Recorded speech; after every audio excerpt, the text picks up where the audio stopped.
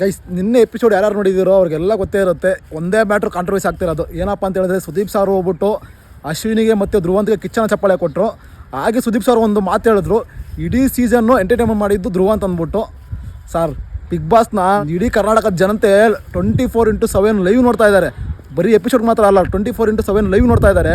Entertainment ಯಾರು ಮಾಡಿದ್ರು ಯಾರಿಲ್ಲ ಅಂದ್ಬಿಟ್ಟು ಇಡೀ ಕರ್ನಾಟಕ ಜನತೆಗೆ ಗೊತ್ತು. ಆದರೆ ನೀವು ಹೇಳಿದ್ದು ಒಂದೇ ಒಂದು, ಇಡೀ ಸೀಸನ್ ಬಿಗ್ ಬಾಸ್ ಎಂಟರ್ಟೈನ್ಮೆಂಟು ಧ್ರುವ ಅಂತ ಅಂದ್ಬಿಟ್ಟು.